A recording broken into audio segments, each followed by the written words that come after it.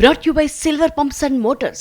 Top quality और consistent performance के लिए सिर्फ सिल्वर पंप्स नाम याद रखना। ఏపీ సీఎం చంద్రబాబు అధ్యక్షతన జరిగిన సిఆర్డీఏ సమావేశంలో పలు కీలక నిర్ణయాలు తీసుకున్నారు. 1600 కోట్ల పనులకు సిఆర్డీఏ గ్రీన్ సిగ్నల్ ఇచ్చింది. గ్రీన్ అండ్ బ్లూ సిటీ నిర్మాణంపై నిపుణులతో మాట్లాడినట్లు మంత్రి నారాయణ వెల్లడించారు.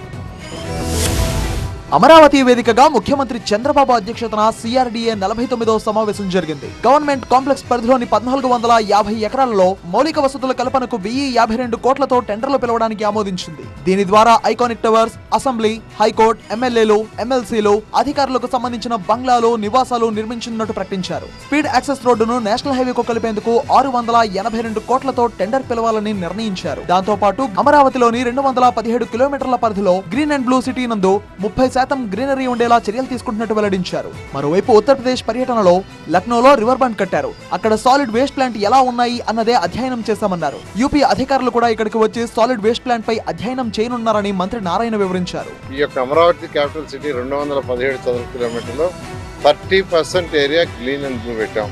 జనరల్ గా ఇండియన్ స్టాండర్డ్ లో 10%. కానీ ముఖ్యమంత్రి గారు ప్రపంచంలో టాప్ 10 సిటీస్ లో టాప్ 5 ఒకటి కావాలన్నారు. అందులో కూడా ప్రత్యేకంగా గ్రీన్ అండ్ బ్లూ ఉంటే పెట్టమన్నారు.